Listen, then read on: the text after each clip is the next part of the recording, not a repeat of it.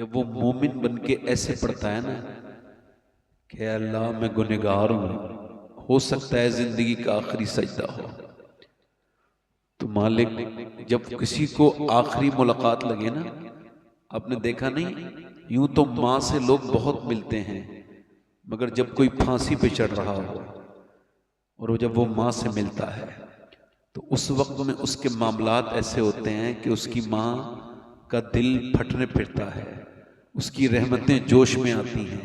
माँ के अंदर भी तो रहमतें होती हैं ना, वो अल्लाह की दी हुई रहमतें हैं उसके पास, तो वो अपने बच्चे के लिए दुआ करती है। ऐसे ही जब बंदा सजदा करता है और कहता है मालिक हो सकता है जिंदगी का आखिरी सजदा हो, तो अल्लाह की रहमतें उस पर झूम के बरसती हैं। देखो जिन लोगों को जाना हो जल्दी चले जाएं, क्योंकि आप जहां जा रहे हैं वहां से तो लोग फिर कब्रिस्तान जा रहे हैं। वो जगह रहने की नहीं है जहां आप जा रहे हैं। जिन घरों से आपने प्यार किया है ना, इतने खूबसूरत खूबसूरत घर बना लिए और कब्रिस्तान की तरफ नजर नहीं है, ये उठते हुए जनाजे। कहाँ चले भाई? ए भैया कहाँ जा रहे हो? बेटे हम तो आपके लिए आए हैं और आप जा रहे हो, चलो ठीक है जाओ। बड़ी जल्दी है हमारे नौजवानों को, क्योंकि मुझे नौजवानों के बारे में कोई बातें करनी है, इस वजह से इनको रोक रहा था। अगर ये रुक जाते तो बड़ी बात होती, मगर बैठे। हमारे यहां हर चीज को मजे के लिए सुना जाता है, जैसे जलसा मजे के लिए नहीं। जब जलसों में आप ठट्टे लगाएंगे, कहकहे लगाएंगे, तो ये बताइए आप खौफे खुदा से रोएंगे कहां? आप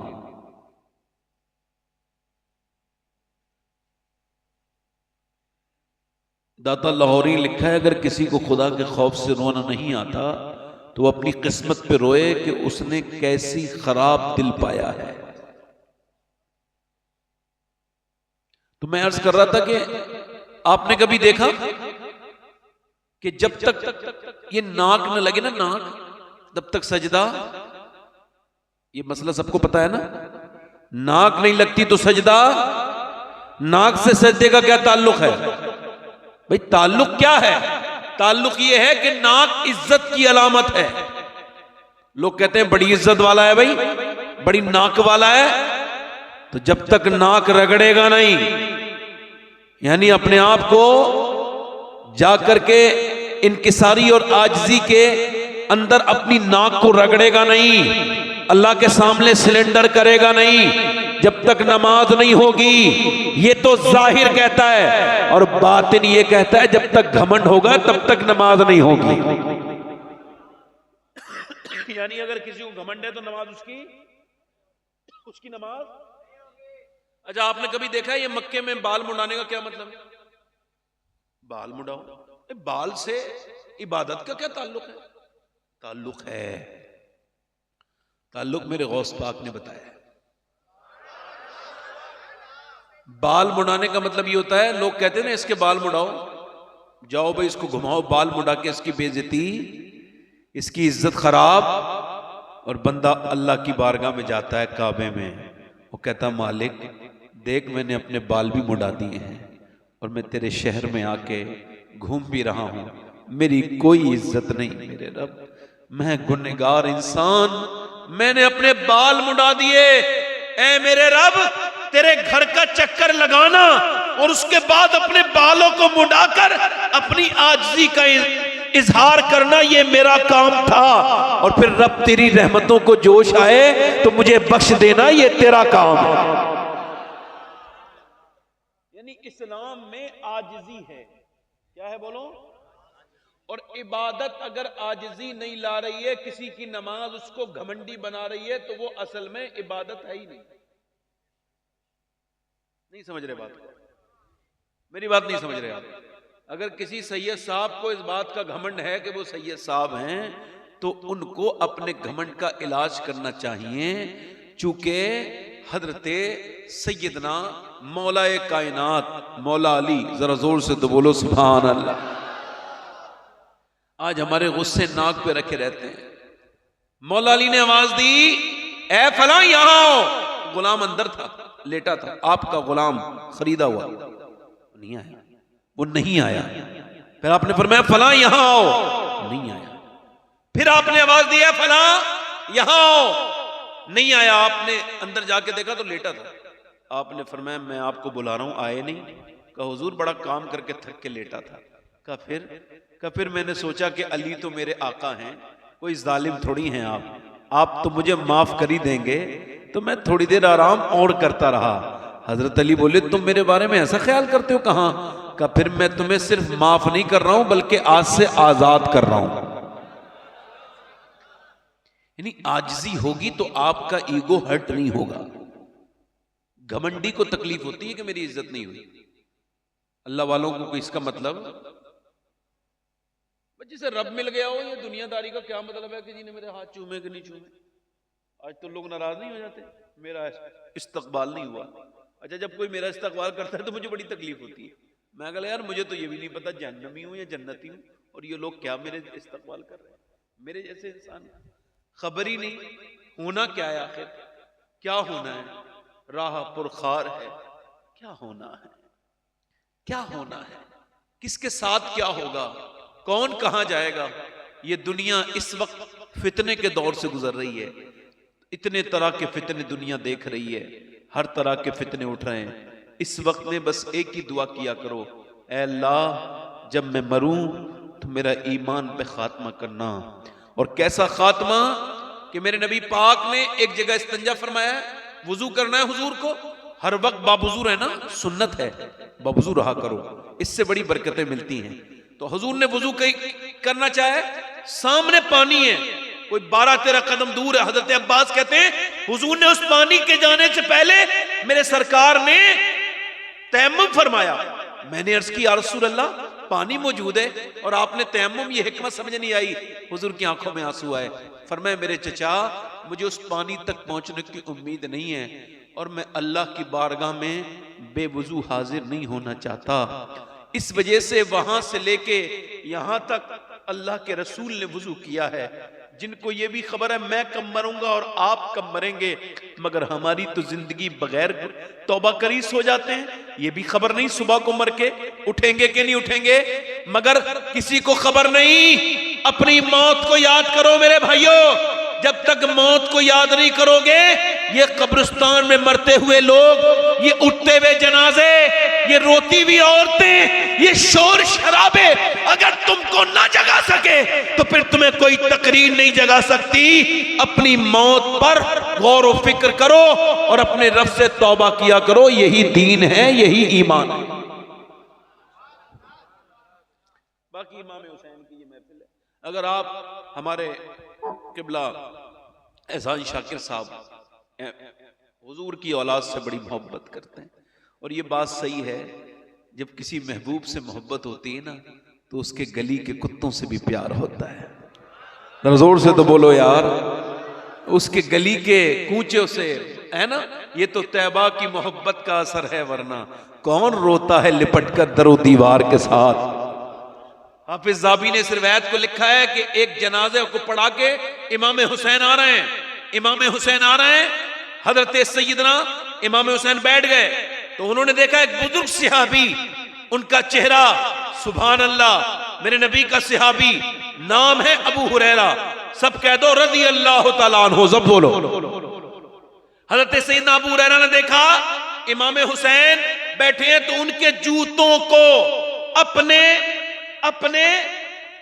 अपनी चादर से साफ करने लगे। हुसैन पीछे हटे, ये आप क्या करते हैं? मेरे नाना के सिहाबी इतने बड़े, आप मेरे पांव साफ करते हैं। हजरत अबू हुरैरा खड़े हुए और अर्ज की, ऐ मेरे हुसैन सुनो, जो तुम्हारा मर्तबा मुझे मेरे आका ने बताया है, अगर तुम्हारी जूतियों को सर पे रखूंगा फिर भी हक नहीं अदा हो सकता। सुभान अल्लाह बोलो। आला हज़रत फरमाते हैं दो जहां में खादिमे आले रसूलुल्लाह कर, हजरते आले रसूल मुक्तदा के, यही हमारा दीन है। इससे अलावा नए नवेले मुल्ला अच्छे नहीं होते। ये जितने नए निकल रहे हैं ना, बरसात के मेंढक, इनसे दूर रहो और यही कहो यही मसलक आला हजरत है। दो जहां में खादिमे, जोर से बोलो, दो जहां में खादिमे, पूरा मजमा पढ़ो, दो जहां में खादिमे। इन मेंढकों के चक्कर में ना पड़ो, ये जो नए नए बरसाती मेंढक उठते हैं और इनको 2-3 किताबें पढ़ के इधर उधर की बात करते हैं। ना ना, हमें दीन पुराना ही अच्छा है, हमें वही दीन अच्छा है जो मुजाहिद मिल्लत ने हमको समझाया है। नए वाले मुल्लों से बचो, ये थोड़े से बेवकूफ भी हैं, थोड़े से बदअमल भी हैं, थोड़े से बदकिरदार भी हैं, इनकी जबानें ठीक नहीं, फितना बर्पा करते हैं। अल्लाह इनको हिदायत अता फरमाए। अगर आप कहें तो 2-3 शेर मैं भी पढ़ दूं एहसान भाई, इजाजत? देखें, इस वजह से पढ़ रहा हूं कि थोड़ा सा आपका मूड बन जाए। वैसे सुभान अल्लाह कहने से हमारी तरफ 90 नेकियां मिलती हैं, आपके यहाँ ऐसा नहीं होता है क्या? मगर ऐसा लग रहा है कि आप सुभान अल्लाह नहीं कह रहे, जरा जोर से तो बोलो। और देखो, ये मैं अमल बता के जा रहा हूं, बिल्कुल साफ इस ऑन माइक बता रहा हूं कि अगर अपने जाहिर और बातिन को साफ और पाक करना हो ना तो सुभान अल्लाह की कसरत करो, क्योंकि हुजूर फरमाते हैं जब कोई अल्लाह को पाक कहता है तो उसके ऊपर तो कोई फर्क नहीं पड़ता, वो तो है ही पाक। मगर जब कोई कहता है बार बार ना सुभान अल्लाह, अल्लाह की रहमतें जोश में आती हैं और फरिश्तों से कहता है क्या कहता है ये मुझे, मालिक तुझे पाक कह रहा है। फरमाता है मैं तो पाक हूं, मगर गवाह हो जाओ मैंने उसको गुनाहों से पाक कर दिया है। जब कोई कहता है उसको सलाम, जब उस पर कोई नाम उसका सलामती वाला लेता है, अल्लाह की रहमतें जोश आती हैं। हुजूर फरमाते हैं जिस नाम से उसको पुकारोगे उसी नाम की बरकतें मिलेंगी। हड्डियों का दर्द हो तो डॉक्टरों से इलाज कराओ, ये अपनी जगह बात है, मगर मेरा ये अमल भी देख लो कि कम से कम 1000 बार रोज या सलाम पढ़ा करो, या सलाम। ये जब पढ़ोगे इंशाअल्लाह 1 महीना नहीं गुजरेगा, पुरानी से पुरानी हड्डियों का दर्द दूर हो जाए। ये अपनी जिंदगियों में शामिल करो, यही जिक्र के लिए तुम और मैं पैदा हुए, उसका जिक्र करो उठते बैठते चलते फिरते।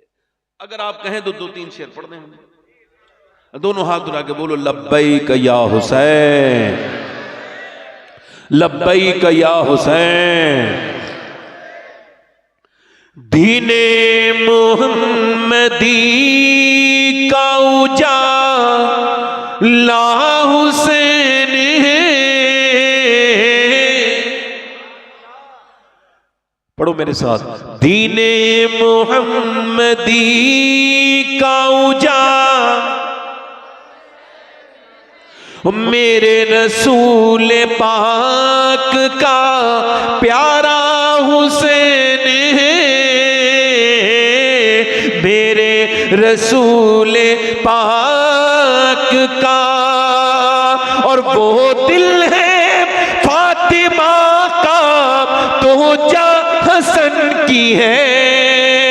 वो दिल है फातिमा का तो जा हसन की है। और मौला अली की आंख का तारा हुसैन है। पढ़ो मेरे साथ, मौला अली की आंख का, और जिसने कुचल के रख दिया तख्ते यजीद को, जिसने कुचल के रख दिया तख्ते यजीद को। अरे शेर खुदा के घर का वो बेटा हुसैन। पढ़ो मेरे साथ, शेर खुदा के घर का वो। अच्छा, एक शेर पढ़ता हूं, इशारे में शायरी होती है, शेर समझ जाओ तो सुभान अल्लाह कहना। मैं किसे यजीद कह रहा हूं, अगर नहीं समझ आए तो खामोश रहना। शेर सुन। इस दौर के यजीद से सुन्नी को डर नहीं। इधर वाले बोले जरा सुभान अल्लाह। इस दौर के यजीद से सुन्नी को डर नहीं। अरे क्योंकि हमारे सीनों में जिंदा हुसैन, क्योंकि हमारे सीनों में, क्योंकि हमारे सीनों में। अच्छा, आज तक किसी यजीदी ने खुल के नहीं कहा मैं यजीदी हूं, है ना? वो खुल के नहीं कहता और हुसैनी छुप के नहीं कहता। शेर समाप्त करें। उसके भी उस यजीद को अपना न कह सके,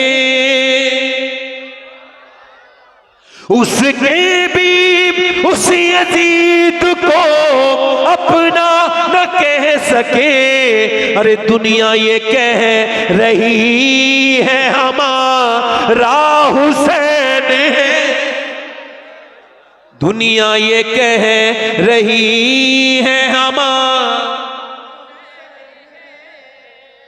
और एक बड़ा, अभी एक रावजी आया था पाकिस्तान से हिंदुस्तान, बड़ा शीन, उसका नाम भी बड़े शीन से था, और उसने शीन पर ही एतराज किया। उसने कहा सुन्नी और शिया में 3 नुक्तों का फर्क है, समझ गए? ये कह के उसने अपनी पब्लिक से सहाबा कराम के खिलाफ नारे लगवाए। उसने 3 नुक्ते हटाओ, सुन्नी शिया एक हो जाएंगे। 3 नुक्ते कौन? उसका इशारा तो हज़रत अबू बकर सिद्दीक, हज़रत उमर, हज़रत उस्मान। तो सुन्नी का जवाब यह है उस पाकिस्तानी को कि सुन, ये 3 नुक्ते भी तेरे सीने पे रखे हुए हैं, इनका हसद अपने सीने से निकाल ताकि तू शर वाले शीन से सलामती वाला सीन बन जाए। दिल लगा के बोलो। पिटना ही है वो सीना जिसमें नहीं हुसैन, पिटना ही है वो सीना जिसमें नहीं हुसैन। हम आशिकों के सीनों में आका हुसैन है। और मक्ते का शेर पढ़ के अपनी तकरीर फिर शुरू कर। एक मर्तबा एक बार पेशगी कह दें, या हुसैन खौफे यजीदियत हो शबाहत को किस लिए, अरे दादा है इसके गौस तो नाना हुसैन है। बस यहां से मैं अपनी बात शुरू कर रहा हूं। इको कम करें भाई, थोड़ा ट्रेबल बढ़ाएं, थोड़ा आवाज इसका ठीक करें, थोड़ा ट्रेबल बढ़ाएं। अब सुने, यजीद आज भी बनते हैं लोग कोशिश से, यजीद आज भी बनते हैं लोग, और हुसैन खुद नहीं बनता खुदा बनाता है। हुसैन खुद नहीं बनता, तवज्जो है, हुसैन खुद नहीं बनता, खुदा एकदम कुछ नहीं होता। डॉक्टर इकबाल कहता है, लोग मुझसे कहते हैं हुसैन इब्ने अली ने करबला के मैदान में हक अदा कर दिया, यानी सर कटाया, दीन बचाया। तो मैं उनसे कहता हूं ये तुमने बड़ी आखिर में जाके बात को पढ़ा है, शुरू से पढ़ो। हक पहले अदा किया है। सैयदना मौला अली ने मदीने में पहले बाप होने का हक अदा किया, और फातिमा ज़हरा ने मां होने का हक अदा किया, फिर हुसैन ने करबला में बेटे होने का हक अदा किया। यजीद आज भी बनते हैं लोग कोशिश से, और हुसैन खुद नहीं बनता खुदा। जल्दी बोलो, हुसैन खुद नहीं बनता। बैठ के सुनेंगे आप लोग, बयान करूं तो जरा मुस्कुरा के बोलो, या हुसैन। आज देखो पूरी दुनिया में यजीद का नाम लेवा नहीं है, और हुसैन के नाम लेवा हर जगह मौजूद है। मैं जो बात आपसे कर रहा था, मेरी बात ध्यान से सुनिए। आजकल खाली जिक्र हुसैन की जरूरत नहीं है, हम लोगों को यह भी जरूरत है कि हुसैन का किरदार क्या है, और हुसैन आजम इमाम अली मकाम ने किस वजह से अपनी शहादत पेश की, यह भी आपको और मुझको गौर करना है। आखिर वजह क्या है कि हम लोग बर्बादी की तरफ तेजी से चलते चले जा रहे हैं। हमारे घरों से इको कम करो भाई, इको कम करो, इको कम करो। बारिश में कोई भीग तो नहीं रहा है? अल्लाह की तरफ से हो रही बारिश, माशाअल्लाह। अल्लाह ताला कबूल करे आपके जलसे को, मगर बैठे आराम से, इको कम करें भाई। मैं क्या अर्ज कर रहा था आपसे, इको और कम करें। बिल्कुल कम ना करें, थोड़ा और कम कर दें, बस हल्का सा आवाज बढ़ाएं और ट्रेवल। मैं आपसे अर्ज कर रहा था कि हुसैन कैसे पैदा होते हैं। अब आप मुझे बताएं, इनके घर में मियां बीबी का रोज झगड़ा होता है, उसके घर में झगड़ालू बच्चे ही पैदा होगा? नहीं समझे बात? जब आप छोटे से बच्चे के सामने माँ बाप लड़ते हैं तो उसके ज़हन पे इतना खराब असर पड़ता है कि इस पर डॉक्टरों ने लिखा है, बड़े बड़े माहिर नफ्सियात ने लिखा है कि बच्चे असर लेते हैं माँ के जोर से, बाप के जोर से बोलने से बच्चे अक्सर रोने लगते हैं। आपने देखा होगा मियाँ बीवी लड़े, छोटे छोटे बच्चे रोने लगे क्योंकि वो उसको तस्लीम नहीं कर पाते ये जो हो रहा है उनके सामने। मेरी बात सुनिए, तो इसका मतलब ये है कि जब तक घर नेक नहीं होंगे, हुसैन पैदा तब होंगे जब घरों में हुसैन आजम के गुलाम तब पैदा होंगे कि जब उनके घरों में किरदार अच्छा होगा, माँ नेक होगी, बाप नेक होगा। जरा गौर करें आप, पहले लोग रिश्ता करते थे तो कहते थे नानी तक देखो, अब नवासे से रिश्ता करना है, नानी तक देखो, नवाजी से रिश्ता करना है, नानी तक देखो। इस बिल्कुल ठीक देखते थे लोग, अब नहीं देखते, अब तो पैसा देखते हैं। चाहे कितनी खराब लड़की मिल जाए, चाहे कितनी बिगड़ी हुई लड़की मिल जाए, चाहे कैसी नाचने वाली मिल जाए, चाहे कैसी बेहरम बेहया मिल जाए, चाहे कैसी बेशरम मिल जाए, चाहे कैसी बेपर्दा मिल जाए, ना पर्दे को देखेंगे ना दीन देखेंगे, सिर्फ दौलत देखेंगे। मगर इस्लाम ये कहता है कि नानी देखा करो। अगर नानी देखनी है तो मक्के की खतीजतुल कुबरा देखो। जल्दी बोलो, मक्के की खतीजतुल कुबरा देखो। और अगर उनकी बेटी देखनी है तो मदीने की फातिमातुल ज़हरा देखो। और अगर नवासी देखनी है तो करबला की ज़ैनब कुबरा देखो। अल्लाह अल्लाह, नारे तकबीर, नारे रिसालत, अज़मत हुसैन। यानी जब नानी ठीक है, पहली आयत नाजिल हुई, हुजूर पर पहली वही नाजिल हुई, इकरा वाली 5 की 5 आयत हुजूर ने किसी मर्द को नहीं सुनाई। तवज्जो है, किसी मर्द को, मेरी बहनें बैठी हैं, इसी वजह से पूरी तकरीर इनकी नजर है, यही सुने, यही अमल करें, यही मेरी बहनें सुने, इनकी नजर है और आप सबकी नजर है। ये मेरे नासिर भाई हैं माशाल्लाह, ये मदीने के साथी हैं, इन्होंने सैयदा खतीजा की बारगाह में हाजिरी की है। इन्होंने 10 रमजान को सैयदा खतीजा का उर्स होता है, ये वहीं पर थे, इन्होंने वहां हाजिरी की है। अब जरा गौर करो, खतीजतुल कुबरा की बात कर रहा हूं, पहले 5 की 5 आयत जब हुजूर की बारगाह में सरकार दो आलम सल्लल्लाहु अलैहि वसल्लम के ऊपर जब 5 की 5 आयत नाजिल हुई तो मेरे नबी पाक ने किसी मर्द को नहीं, मक्के के किसी रिश्तेदार को नहीं, बल्कि अपनी बीबी खतीजतुल कुबरा को सुनाया, क्योंकि मेरे नबी जानते थे मैं खतीजा को कुरान सुनाऊंगा, खतीजा फातिमा को कुरान सुनाएगी और फातिमा फिर हुसैन को सुनाएगी और हुसैन फिर नेज़े पे चढ़ के कुरान सुना के कहेगा अगर नानी खतीजा हो और माँ फातिमा हो तो फिर बेटा हुसैन होता है। यानी जितने भी बच्चे बिगड़ रहे हैं पहले माँ बाप बिगड़ते हैं। हजरत अली कहते हैं मैं अपने घर आया, जोर से बोलो सुभान अल्लाह। यहां से पहली शुरुआत है, अपनी बेटियों को यह पैगाम देना, जहेज देना या ना देना आपकी मर्जी है, उनके माल में उनका हिस्सा जरूर देना, क्योंकि उनको जहेज देना आपके ऊपर लाजिम नहीं, जरूरी नहीं, मगर उनका हिस्सेदारी देना जरूरी है। समझ आ रही है आपकी मेरी बात समझ आ रही है? अल्लाह तबारक व तआला अपना करम करेगा, वो चाहेगा तो बारिश रुक जाएगी, वो चाहेगा तो वो रोक देता है। सही बताऊं, उसे गुनहगारों से बड़ा प्यार है, हुजूर को भी गुनहगारों से। अल्लाह फरमाते हैं क्या ही ज़ौक़ अफ़ज़ा शफ़ाअत है तुम्हारी, कर्ज लेती है गुनाह परहेजगारी। जैसे अल्लाह से मांगा करो, जैसे उससे बेतकल्लुफ़ हो जाया करो, चाहे तुम कितने गुनहगार से, वो गुनाह होना नहीं देखता, वो देखता है दिल में मोहब्बत। बरसता नहीं देखकर अब्र रहमत, बदों पर भी बरसा दे, बदों पर भी बरसा दे। उससे टॉक किया करो, उससे बात, उससे कम्युनिकेशन किया करो, उससे बातें किया करो, सुबह शाम रात दिन उससे बातें करोगे, तुम्हारी जिंदगी बदलेगी। हजरत अली अपने घर में आए, कहां है बोलो, कहां पे आए? एक हम लोग आते हैं अपने घर में, हजरत अली अपने घर आए, मौला अली अपने घर आए, कहते हैं जब मैं घर में दाखिल हुआ तो मेरी बीवी ने मुझे मुस्कुरा के सलाम कर दिया। बोलो क्या किया, जल्दी बोलो क्या किया, बोलो मुस्कुरा के। ये पहला काम किया।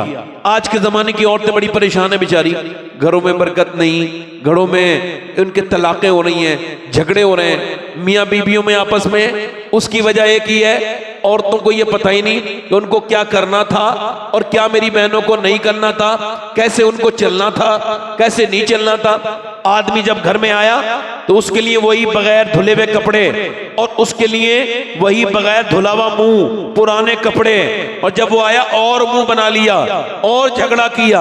और फिर जब मामला बिगड़ा तो मियाँ के पास गई, मियाँ कोई तावीज ऐसा दे दो कि मेरा आदमी मेरी मुट्ठी में आ जाए। ले, उसको कपड़े पहन के नहीं दिखाए, जिसने लाके दिए वही तो देखता, उसी के देखने से तुझे सवाब भी मिलता।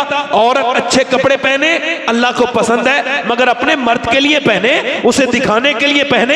गैर मर्दों को मुतासिर करने के लिए नेक शरीफ औरतें कपड़े नहीं पहनती। पुराना रिवाज है, गैर मर्दों को मुतासिर करने के लिए फाहिशाएं और बदतमीज बिगड़ी हुई लड़कियां कपड़े पहनती हैं, और गैर मर्दों को दिखाने के लिए मेकअप करना सख्त हराम और जहन्नम में ले जाने वाला काम है। और गैर महरम को दिखाने के लिए शरीफ औरतें कभी जो है वो मेकअप नहीं करती हैं, अपने मर्द को दिखाने के लिए मेकअप करती हैं।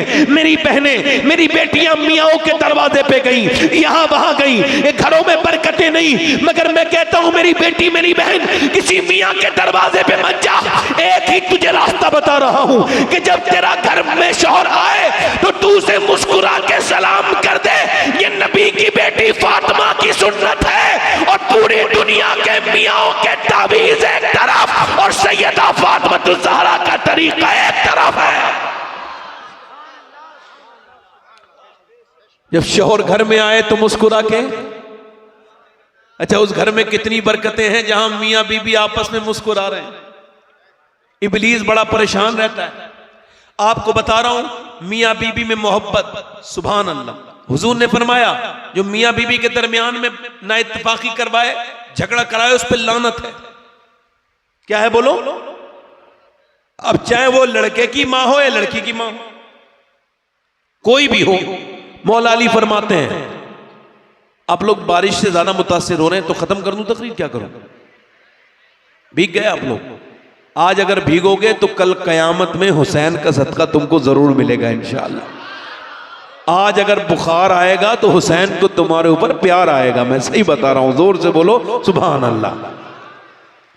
मौला अली फरमाते हैं मैं अपने घर में गया और मेरी बीबी फातिमा सैयदा खातून जन्नत, मैंने उनको देखा, उन्होंने मुस्कुरा के मुझे सलाम किया। क्या किया बोलो? सलाम किया।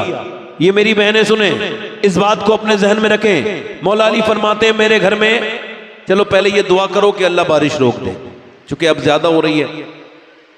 आगे आ जाओ, आगे आ जाओ। আপনারা সামনে চলে আসেন, ফাঁকা আছে, আপনারা ছেড়ে ছেড়ে বসুন একটু। এখানে তিরপাল আছে, এই দিকটাতে তিরপাল আছে, এদিকে চলে আসুন, এই সামনের দিকে চলে আসুন। এগিয়ে এগিয়ে বসেন, আপনারা এগিয়ে এগিয়ে যান, এগিয়ে এগিয়ে যান, আসেন, চলে আসেন। হ্যাঁ, সামনে চলে আসুন, সেঁটে সেঁটে বসে যান, চল সামনে চলে আসুন। হ্যাঁ মাশাআল্লাহ, আল্লাহ বরকত দে। এই সামনের জায়গাটা ফাঁকা, এই সামনের জায়গাটা ফাঁকা। হ্যাঁ, এই সামনের জায়গাটা ফাঁকা।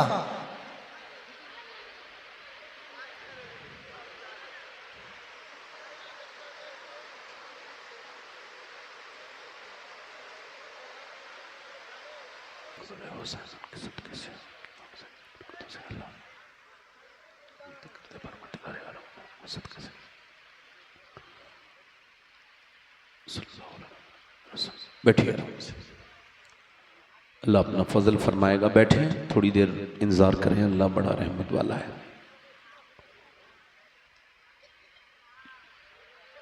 सैयदना हुसैन खातून जन्नत सैयदा फातिमा ज़हरा, जोर से तो बोलो सुभान अल्लाह। मेरे नबी की बेटी, मेरे रसूल की बेटी, क्या किरदार है, क्या अखलाक है। अली आए हैं, मुस्कुरा के सलाम कर रही है। हजरत अली कहते हैं मैं अंदर गया ना, मेरी तरफ देखें, बैठ जाए आराम से। हजरत अली कहते हैं मैं अंदर गया ना तो मेरी बीवी फातिमा मुझे देख रही हैं, कुछ सुस्त हैं, कुछ परेशान है, चेहरे पे कोई फिक्र के आसार है। मैंने कहा क्या हुआ है सैयदा, आप कुछ परेशान लगती हैं? फरमाया सैयदा ने, मेरे सरताज मेरे दोनों बच्चे बीमार हैं और उनको जो है ना वो शिफा नहीं हो रही है, मैंने कई दवाएं खिलाई। हजरत अली कहते हैं चलो फिर दुआ करते हैं, आज हमारे यहाँ कोई मामला हो जाए, चलो इस वाले मियाँ से फाल खुलवाएंगे, चलो इस वाले मियाँ के पास जाएंगे। और वो नहीं करते जो तुम्हें करना चाहिए। मेरे नबी की बेटी कभी कहीं गई नहीं। अली कहीं गए? सुनो, अली बोले अल्लाह हमारे बच्चों को शिफा दे दे, मैं 3 रोजे शुक्र के तौर पे रखूंगा। मेरे बच्चे अगर ठीक हो गए तो 3 रोजे शुक्र के तौर पे रखूंगा। बात मौला अली ने बिल्कुल साफ कर दी, जब कोई परेशानी आए तो कहीं ना जाओ बल्कि अपने घर में रोजे रखो, नमाजें पढ़ो। नबी की बेटी ने मुसल्ले बिछाए और दुनिया को यह बता दिया कि अगर किसी मजार पे जाना होता तो सबसे पहले फातिमा जाती, मगर फातिमा किसी मजार पे नहीं गई बल्कि अपने घर में उन्होंने मुसल्ला बिछाया। और जब उन्होंने मुसल्ला बिछाया तो जो मांगा वो अता कर दिया। मेरी बहनें अभी तक जो इधर उधर दर बदर भटक रही हैं, इनके घर बर्बाद हैं, इनके दिल बर्बाद हैं, इनके शौहर बर्बाद हैं, उसकी वजह यही है मेरी बहनों ने समझा नहीं कि नबी की बेटी ने जब अल्लाह से मांगा तो अल्लाह ने कभी जन्नत के खाने भेजे, कभी उनके बच्चों के लिए जन्नत से कपड़े भेजे। अरे बोलो तो सही तरह यार, कभी जन्नत से बोलो कपड़े भेजे, कभी नबी की बेटी ने, कभी नबी की बेटी ने जब मांगा अल्लाह ने कपड़े भेजे, कभी खाने भेजे, अल्लाह ने अपना फजल करम किया। मैं क्या अर्ज कर रहा हूं आप हजरात से कि सैयदना मौला अली ने दुआ मांगी, अल्लाह हमारे बच्चों को शिफा अता कर दे। अल्लाह का फजल यह हुआ कि अली की दुआएं कबूल हो गई और जैसे ही दुआएं कबूल हुई हैं हसन भी ठीक हो गए, हुसैन भी ठीक हो गए। अब सुबह को सहरी के लिए उठाया गया है मौलाए कायनात ने। सुबह के वक्त में मौला अली उठे हैं और सैयदा खातून ने जन्नत ने सहरी कराई है। इनके पास कोई खाना वाना तो है नहीं, सिर्फ इनके पास पानी है। अहले बैत ने पानी से जो है वो सहरी की है और पानी से सहरी करने के बाद हजरत मौला अली ने अपने घर से निकले हैं मजदूरी करने के लिए। हमारे यहाँ कुछ लोग रोजा रखते हैं तो इतना खा लेते हैं सुबह को ठूस ठूस के कि पूरे दिन उनका पेट खराब होता है, उल्टी डकारें आती हैं, ऐसा लगता है रोजा नहीं रखा है, इसका पेट ही खराब हो गया है। ऐसा रोजा क्या रोजा है? रोजा तो वो है जो अली ने रखा है बगैर सहरी के। जरा बोलो तो जरा, बगैर सहरी के रोजा रख के मौला अली कहां चले? अपने बच्चों के लिए मजदूरी करने। क्या करने? बोलो जल्दी बोलो, मजदूरी करने। आज कोई मजदूर का बेटा बड़ा शर्माता है, कहता है मेरा बाप मजदूर है, मैं बताऊंगा तो मेरी इंसल्ट हो जाएगी, और घबराता झिझकता है। मैं कहता हूं झिझका ना करो, खुल के कहा करो कि मैं मजदूर की औलाद हूं, मेरे बाप ने मुझे हराम का नहीं बल्कि अपनी मेहनत मजदूरी का खाना खिलाया है। वो शर्माए, वो झिझके जिसके बाप ने उसे हराम का। भाई माइक का इको कम करें थोड़ा सा, हल्का सा दिल लगा के बोले सुभान अल्लाह। आप इसका आवाज थोड़ा सा बढ़ा दें, थोड़ा सा इसका ट्रेबल बढ़ा दें। आप जरा जोर से बोले सुभान अल्लाह। दिल लग रहा आप लोगों का? नहीं लग रहा है? अली कहां चले? मजदूरी करने। आज के बाद कोई मजदूर इस शहर से निकले, इस गांव से निकले, सीना चौड़ा करके जाए, कोई पूछे क्या हुआ, तू तो मजदूर है, तुझे किस बात का घमंड है? कले घमंड नहीं है, मैं अल्लाह का शुक्र अदा कर रहा हूं, मैं वही काम करने जा रहा हूं जो काम करने मौला अली जाया करते थे। घबराए ना, फिक्र ना करे, शर्म ना करे, टेंशन ना ले, शुक्र अदा करे। अल्लाह ने उसको, हुजूर ने फरमाया जो मजदूरी करके अपने बच्चों को खिलाए वो अल्लाह का दोस्त है। जरा जोर से बोलो कौन है? अल्लाह का दोस्त है। वो ये ना समझे वो हल्का फुल्का है, किसी गाड़ी बड़ी गाड़ी जाते वक्त अपना दिल थोड़ा ना करे। बड़ी गाड़ियां हुजूर ने पसंद नहीं की हैं, हुजूर ने बड़े अच्छे मकान पसंद नहीं किए हैं, मेरे नबी ने गुर्बत को पसंद किया है। क्या किया है? बोलो, पसंद किया है हुजूर ने, उसको इख्तियार किया है। क्या किया है? बोलो, हुजूर ने अपनी मर्जी से इख्तियार किया है, सरकार ने, मेरे नबी ने, और ऐसी मेरे नबी पाक ने, मेरे नबी की बेटी ने। फिर हजरत अली पूरे दिन मजदूरी करके शाम के वक्त में लौटे हैं। अली ने दी जौ, नबी की बेटी ने चक्की चलाई, चक्की चलाने के बाद फिर खाना बना, खाना बनाने के बाद इंतजार हो रहा है, रोजा रखा है, हसन ने भी, हुसैन ने भी, सैयदा ने भी, अली ने भी। अजान की आवाज आए, अजान की आवाज आए, अजान की आवाज नहीं आई बल्कि आवाज आई, एक आवाज आई, मैं एक यतीम हूं, मेरा बाप नहीं है, मेरी माँ भूखी है, मैं भी भूखा हूं, मैंने कई दिन से खाना नहीं खाया, क्या नबी की बेटी फातिमा मुझे कुछ दे सकती है? अल्लाह के रसूल की बेटी के सामने खाना रखा है, तवज्जो करना जरा मेरी बात पर। हुजूर की बेटी ने उठाया, लो हसन मेरे बदले का खाना उस गरीब को दे आओ जिसका बाप नहीं है, जाओ दे आओ। अली बोले ठहरो, मेरा भी दे के आओ। अब इसका मतलब सुनो, अली ने जब ये कहा तो हसन बोले हम क्यों खाएंगे, हम भी देंगे। हुसैन बोले हम क्यों खाएंगे, हम भी देंगे। बात साफ हो गई, ये सखावत अपने बाप से सीखता है आदमी, अपनी माँ से सीखता है।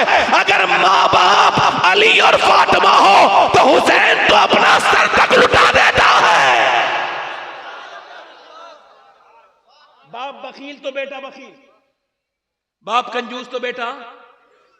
अब बाप है अगर सखी, रुक गई बारिश, अभी और रुकेगा अल्लाह। उसे अपने महबूब का जिक्र बड़ा ही पसंद है, जिक्र भी पसंद है, जाकिर भी पसंद है और सामईन भी पसंद है। आप यहां आए नहीं हो, खुदा की कसम मदीने से आवाजें आ रही है, तुमको मदीने वाले ने बुलाया है।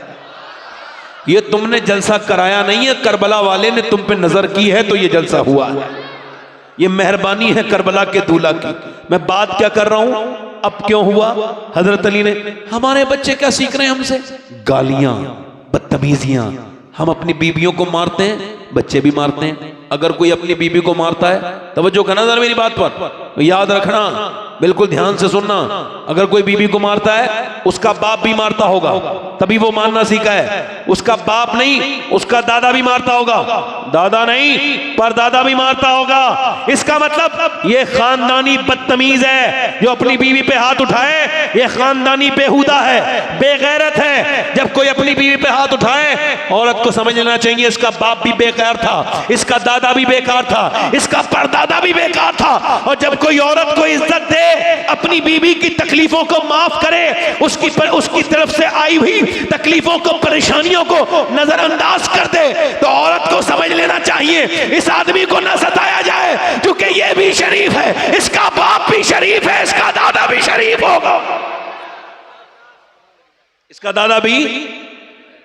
अब यहां माना क्या है, बच्चे बिगड़ रहे हैं, छोटे छोटे बच्चे, थोड़े थोड़े बच्चे, ये 10-10 साल के बच्चे, इनको मोबाइल ने उन्हें बर्बाद कर दिया। इनकी माओ ने क्या किया, जब बच्चे रोए टीवी के सामने बिठा ला, मोबाइल दे दिया। आज के जमाने में आपको बता रहा हूं, मोबाइल की इस बीमारी से अपने बच्चों को बचाओ, खुद भी बचो। लो मैं हाथ जोड़ रहा हूं आपसे अल्लाह के वास्ते, वरना हर घर में 10 साल के बाद एक पागल होगा, एक पागल ऐसा होगा जिसको सिर्फ मोबाइल की जरूरत होगी, न खाने की तरफ ध्यान देगा, न पीने की तरफ ध्यान देगा। क्योंकि मोबाइल एक 6 घंटे से ज्यादा जो मोबाइल देखता है ये आम आदमी नहीं है, बल्कि इसके बारे में हार्वर्ड यूनिवर्सिटी ने कहा ये एक बीमार है, इसका इलाज होना चाहिए। यूरोप में जो 3 घंटे से ज्यादा मोबाइल देखता है वो डॉक्टर के यहाँ जाता है अपनी इस बीमारी को ठीक कराने के लिए, क्योंकि मोबाइल सोचने की ताकत छीन लेगा, ये नींद नहीं आने देगा। रात को चल रहा है और नींद नहीं आ रही है, बंदा कह रहा है मुझे नींद नहीं आ रही, नींद पहले क्यों नहीं आती थी, पहले क्यों आ जाती थी? अब मोबाइल में जब दिमाग लगा रहेगा तो कैसे फिर इंसान मोबाइल उसको नींद आएगी? मेरे भाइयों, मेरे दोस्तों, 6-6 घंटे मोबाइल देखने वालों, ये आपको बताऊं, ये इन्होंने कैम्ब्रिज यूनिवर्सिटी ने इस बात को अपनी साइट पर डाला, कोई भी जाके पढ़ ले। उन्होंने कहा ये जो औरतें अपने बच्चे के रोते वक्त मोबाइल देती हैं, ये मोबाइल नहीं देती बल्कि अपने बच्चों को ड्रग्स दे रही हैं, जहर दे रही हैं, अपने बच्चों के साथ जुल्म कर रही हैं। और हुआ भी यही, कर्नाटक में एक बच्चा पागल हो गया। जब वो पागल हुआ और जब अस्पताल में आया, डॉक्टर ने उससे पूछा कि तेरी माँ कहाँ है? कहने लगा मेरी माँ इस फ्री फायर के अंदर है, इसी फ्री फायर के अंदर है। तेरा बाप कहाँ है? इसी फ्री फायर के अंदर है। वो बच्चा पागल हो गया, 5 साल का बच्चा।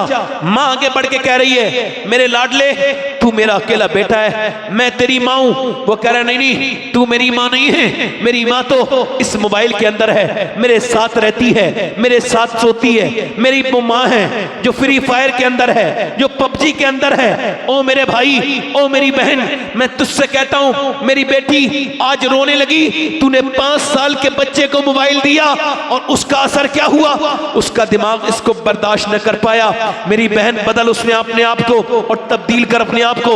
और मैं तो इन नौजवानों से भी गुजारिश करता हूं जो गंदी गंदी तस्वीरें भी देखते हैं और तस्वीरें देख के सो भी जाते हैं, इनको सुकून भी हो जाता है। इनके ईमान हमारे सबके कितने कमजोर हैं। एक जरा रिवायत से अंदाजा कीजिएगा हमारे ईमानों में और सहाबा इकराम के ईमानों में कितना फर्क है, कितना इन दोनों में तजाद है।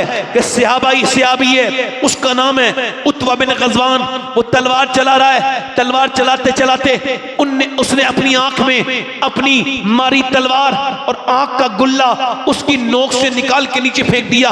हजरत अबू मूसा अशअरी आगे बढ़े, यार तूने ये क्या किया? ये तूने पागल लोग तुझे कह रहे हैं। क्या मैंने लोगों की वजह से नहीं किया है? कब फिर क्या एक औरत पे नजर पड़ गई? कब फिर क्या मुझे नबी की हदीस याद आई, जो बदनिगाही करेगा उसकी आंख में अल्लाह जहन्नम की आग डालेगा। तो मैंने सोचा कहीं मेरा रब मुझसे नाराज ना हो जाए। मैंने एक लड़की पे नजर डाली, मैंने अपने नबी की हदीस याद आई। मेरे नबी जो कहते हैं वो हक है, इन हुवा इल्ला वहयु यूहा।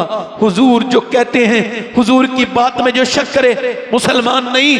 मैंने आंख निकाल के फेंक दी कि कल कयामत के दिन इस आग की वजह से मैं जहन्नम में ना जाऊं। तो मैंने एक आग निकाल दी, अबू मूसा कि अल्लाह मुझे माफ करेगा। अबू मूसा अशअरी ने सीने से लगाया कि अल्लाह तुझे माफ जरूर करेगा। कहते हैं उसकी आंखों से जो खून के लोथड़े गिरते थे उससे मेरा पूरा कांधा बिल्कुल जो है सुर्ख हो गया और उसकी एक आंख से आंसू गिर रहे थे। वो भी मुसलमान था और हम भी मुसलमान हैं। वो सहाबी था, हम कैसे खराब है कि 3-3 घंटे इंस्टाग्राम पे स्वैप मोबाइल पे स्वैप करके हमने स्टार वीडियो हटाई और बरहना लड़कियां आई, आधे आधे कपड़ों में लड़कियां आई। हमारे ईमान पे कोई फर्क नहीं पड़ा। जिस हाल में जो मरेगा उसी हाल में उठाया जाएगा। एक लड़के का इंतकाल हुआ, उसका सर जो है ना वो नीचे को जो है ना पूरा ट्रक ने कुचल दिया, क्योंकि वो कानों में आई वो एयरपोर्ट लगा के अपने कान में मोबाइल लगा के और वो फिल्म सुनता हुआ जा रहा था। ट्रक ने आवाज दी, सुना नहीं। 18-20 साल का जवान एकदम रोड पे पड़ा था।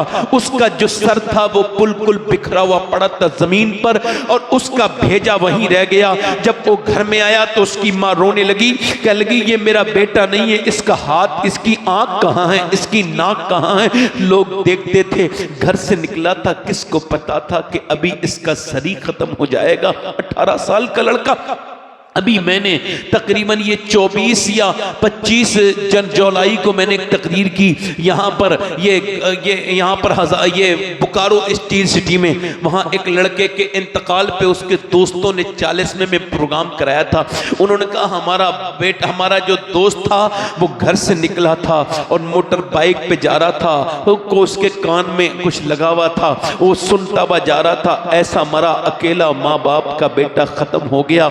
उसका जो माँ बाप है वो अपने बच्चे के लिए पागल हो गए। नौजवानों ने क्या समझ रखा है कि ये दुनिया ऐसी दी गई है? नहीं, ये आंखें तेरी अपनी है। नहीं मेरे भाई, ये तेरी आंखें नहीं है, अल्लाह की अमानत है। कल कयामत के दिन अगर इन आंखों ने बोल के ये कह दिया अल्लाह के सामने, मालिक ये तेरी, तूने इसको आंखें दी थी अपना माँ बाप का चेहरा देखने के लिए, रोज़ा रसूल देखने के लिए, या तूने अपने दीदार के लिए आंखें दी, मगर इसने तो तो गंदी तस्वीरें देखी, बेहुदा बेकार सी गंदी तस्वीरें देखी तो क्या होगा।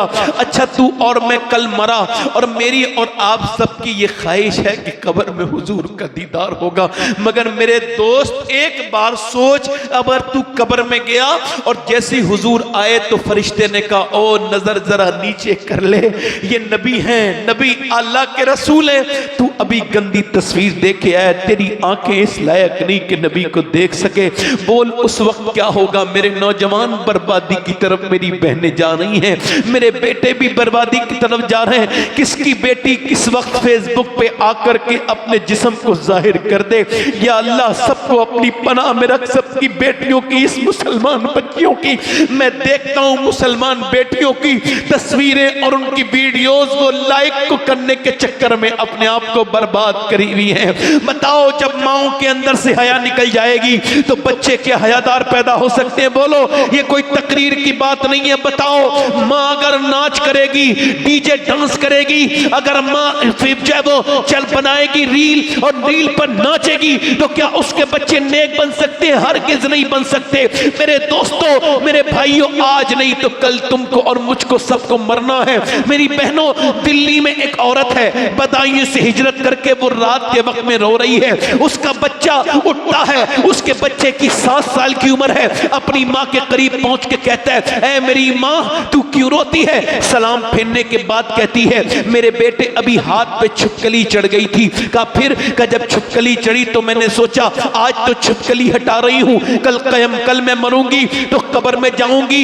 आज तो औरतों को जरा से कॉकरोच से डर लगता है, मेरी बहनों को बिच्छू से डर लगता है, छिपकली से डर लगता है, अल्लाह के अजाब से नहीं डरती। वो औरत कह लगी मेरे बेटे कल को जब मैं जाऊंगी तो मेरे हाथ के ऊपर, आज तो मैंने हटा दी छिपकली, कल को मेरे ऊपर जो है वो कीड़े आएंगे, मैं कब्र में जाऊंगी, ऊपर से तख्ते लगाएंगे, ऊपर से मिट्टी डाल के मुझे दफन कर देंगे। मेरे लाल बस इसी कब्र की खौफ है। ये जो तकरीर कर रहा है एक दिन ये भी मर जाएगा, ये जो सुन रहे हैं सबको मौत आएगी। अफसोस तो इस बात का है कि सबको समझाने वाला, एक दिन मेरे ऊपर भी मिट्टी डाली जाएगी ऊपर से, और ऊपर से तख्ते लगा के मेरे सारे अजीज, मेरी सारी दुनिया मुझे छोड़ के चली जाएगी। मैं अपने आमाल के साथ फिर कब्रों में होऊंगा, अपनी कब्र में होऊंगा। मेरे दोस्त मेरे भाई, मैं तुझसे कह रहा हूं, तुझको डर नहीं लगता? तूने मरते हुए लोग नहीं देखे, तूने हंगामे नहीं देखे? मेरे नबी फरमाते मेरी नजर में सबसे खतरनाक जगह कब्र है। कब्र अगर जानवरों को पता चल जाए उनको मरना है तो तुम्हें कोई मोटा जानवर नहीं मिलेगा। मेरे दोस्त अपने रब की बारगाह में उससे कह मालिक बड़ी खताएं हो गई, दुनिया में आके मैं पागल हो गया तुझे छोड़ के, तेरी अय्याद को छोड़ के, तेरे जिक्र को छोड़ के, तुझे छोड़ के मेरा दिल बर्बाद हो गया। मालिक मेरा दिल घबराता है मोबाइल से, ले मैं मोबाइल फेंक रहा हूँ, ले मेरे रब ये मैं गंदी आदतें फेंक रहा हूँ। ऐ मेरे करीम मुझे अपनी रहमतों के साए में ले ले। औरत रो के कहती है मेरे लाल आज तो मैंने ये हटा दी, कल मेरी कब्र में क्या होगा? तो बच्चा रो के बोला मेरी माँ तू तो बड़ी है, मैं छोटा हूं, मैं मर गया तो मेरा क्या होगा? तो फिर माँ ने अपने बेटे से कहा तू सजदे में जा बेटे, अल्लाह तुझे कब्र के अजाब से बचाएगा। बेटा वजू करके आया, 7 साल का बच्चा जब सजदे में गया तो माँ भी सजदे में जाके रोने लगी और कह लगी मालिक यहाँ तक लाना मेरा काम था, मेरे बच्चे को जहन्नम से बचाना ये तेरा काम है। ये यतीम बच्चा है, मैं इसकी बेवा माँ हूँ, ऐ मेरे रब ये यहाँ तक आ गया, इसको कबूल कर ले। माँ रोने लगी, माँ रोते रोते रोते रोते बेटे का भी दिल अल्लाह की याद में लग गया। बेटा रोज रोता था, यहाँ तक के जवान हो गया, माँ का विसाल हो गया, बेटे का भी फिर विसाल हो गया, बूढ़ा होने के बाद, बुजुर्ग बनने के बाद। मगर जाके दिल्ली की गलियों में ढूंढो, जाओ दिल्ली शहर में ढूंढो, बादशाहों की कब्रों के निशान ढूंढोगे, उनकी औरतों की शहजादियों की कब्रों के निशान तुमको नहीं मिलेंगे। मगर जो रात को रोती थी, वो जो रात को रोती थी उसका मजार 3 बीघा जमीन में बना हुआ है, उसका नाम सैयदा जुलेखा अल मारूफ माई साहिबा है। उसके बेटे का मजार भी करीब में बना हुआ है। सुनो, उसके माँ के मजार पे हर हफ्ते बुध के दिन मेला लगता है। बादशाहों की कब्रें मिट गई मगर उसके बेटे के मजार पे रोज मेला लगता है। उसके बेटे का नाम निजामुद्दीन महबूब इलाही है। जब माँ दिल्ली में सजदा करती है तो बेटा दिल्ली को शरीफ बना देता है। माँ जब की चोचा वाले की सजदा करे तो फिर मखदूम अशरफ की चोचा को शरीफ बना दे। माँ जब सजदा करे कलियर वाले की तो साबिर कलियर में पाँव रखे शरीफ बना दे। माँ जब ईरान में सजदा करे मोइनुद्दीन चिश्ती की अजमेर में पाँव रखे उसको शरीफ बना दे। माँ जब सजदा करे गीलान में तो उसका बेटा अब्दुल कादिर बगदाद में पाँव रखे और उसको शरीफ बना दे। और माँ जब सजदा करे मदीने में फातिमातुज़ ज़हरा तो उसका बेटा हुसैन करबला में पाँव रखे तो शरीफ बना दे।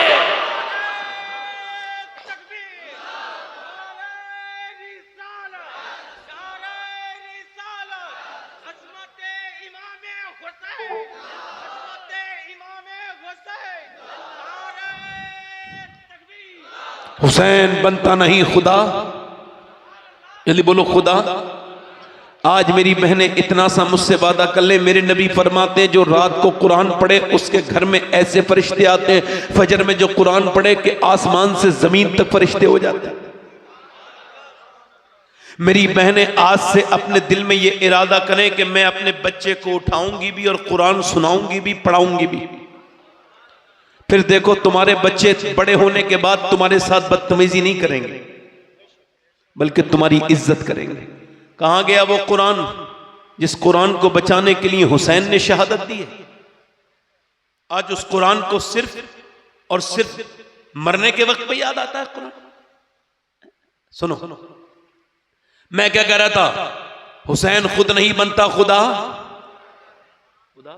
अच्छा, कोई अपनी मर्जी से अपना बाप बनाता है? मां अगर अपनी मर्जी से अपने बाप वाला ऑप्शन होता तो गरीबों घर पैदा होता, कोई अडानी घर पैदा होते, अंबानी घर लोग बने, बिल गेट्स के बच्चे पैदा होते। क्यों होते गरीबों घर? मगर गरीबों के घर ये कुदरत है अल्लाह की। कोई अपनी मर्जी से अपना बाप, अपनी मर्जी से अपनी मां, अपनी बहन, अपना भाई। इसी वजह से किसी का भाई ठीक है, बहन ठीक नहीं, बहन ठीक है, भाई ठीक नहीं, मां ठीक है, बाप ठीक नहीं, बाप ठीक है, मां ठीक नहीं, नाना ठीक है, नानी ठीक नहीं, नानी ठीक है, नाना ठीक नहीं। मगर कायनात में अकेला मेरा हुसैन है, जिधर से देखो लाजवाब है। अल्लाह ने उसको भाई हसन दिया जो सारे जन्नती जवानों का सरदार है, बहन ज़ैनब दी जो अपने जमाने की औरतों की सरदारा है। अल्लाह ने उसको बाप अली दिया जो वलियों का सरदार है, माँ फातिमातुज़ ज़हरा अता की जो सारी जन्नती औरतों की सरदारा है, उसकी नानी खदीजा उम्महातुल मोमिनीन की सरदारा है और उसका नाना सारे नबियों का सरदार है। अफजल है कुल जहां में घराना हुसैन का, अफजल है कुल जहां में घराना हुसैन का। अरे नबियों का ताजदार है नाना, बोलो नाना। दूसरे दिन मौला अली फिर मजदूरी करके शाम को लेकर के आए खाना। दूसरे दिन का रोजा भी पानी से रखा गया है। तो खाना जब लाए तो हजरत अली, तो सैयदा ने चक्की चलाई, क्या चलाई बोलो, रोटी बनाई, खाना रखा, आवाज आ रही है, ओ सुनो सुभान अल्लाह तो बोलो यार, मेरे नबी के घर वालों की शान, सुभान अल्लाह। आवाज आ रही है, मैं मिस्कीन हूं, मेरे बच्चे भूखे हैं, क्या मैं आप कुछ दे सकती हैं? किसी ने कुछ नहीं दिया, आपके दरवाजे पे आया हूं। खातून जन्नत ने उठाया खाना, हसन ने उठाया खाना, हुसैन ने उठाया खाना, सबने दे दिया। तीसरे दिन मौला अली कहते हैं मैं तीसरे दिन फिर गया, फिर रोजे रखे और रोजा पानी से। तीसरा रोजा आप भी रोजा रखते हो, एक रोजे के बाद हमें अफ्तार न मिले, हम तो अफ्तार पे लड़ते हैं ये मैं खाऊंगा। वो इसको सुनना आसान है, इसको सोचना बड़ा मुश्किल है कि जब तीसरे दिन अली ने रोज़ा रखा होगा और वो भी पानी से, और फिर घर से निकले होंगे बच्चों को देख के कि आज तीसरे दिन मेरे बच्चों का रोज़ा है। और अली जब लेके आए हैं जौ, तैयारी हुई घर पे दोपहर के वक्त में, फिर हुजूर की वो प्यारी बेटी खातून जन्नत। आज तो सबकी बेटियां परेशान नजर आती हैं, मगर कहीं नहीं पड़ा होगा कि मेरे नबी ने कहा मेरी बेटी परेशान है। कहीं नहीं सुना होगा हुजूर की बेटी ने कहा अब्बा मैं परेशान हूं। नहीं नहीं, हुजूर ने जब एक दिन देखा तो अपने हाथों के नबी की बेटी जख्म छुपा रही थी। हुजूर ने फरमाया फातिमा जख्म न छुपा मेरी बेटी, तू जन्नती औरतों की सरदारा है। मेरी फातिमा, अल्लाह के रसूल की बेटी, आज जब अपने घर से ने कुएं से पानी निकाला होगा और कुएं से पानी निकालने के बाद फिर उसके बाद खाना तैयार किया होगा। अच्छा एक हदीस सुनाता हूँ। हजरत अली कहते हैं, ये हदीस मैंने रमज़ान के महीने में हुजूर के रोज़े के सामने बैठ के पढ़ी थी 21 रमज़ान को, हजरत अली की शहादत वाले दिन।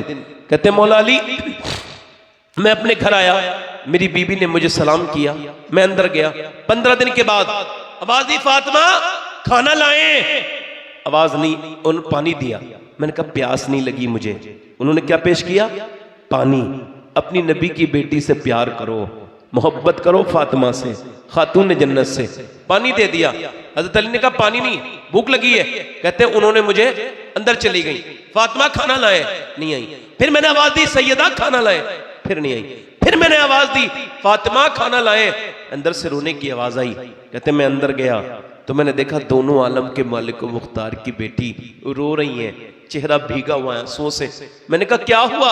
लगे आपको खाना ना देने का बड़ा अफसोस है, मैं अपने शोहर को खाना नहीं दे पाई। कहा क्यों? कि जब आप घर से गए थे 2 दिन का फाका था, अब कई दिन हो गए घर में कुछ बना नहीं। हजरत अली कहते हैं मैंने कहा आपने मुझे बताया नहीं। कहने लगी, वो रोने लगी, कहने लगी मेरे अब्बा ने मुझसे कहा था फातिमा अली से वो डिमांड मत करना जो उनके पास मौजूद ना हो।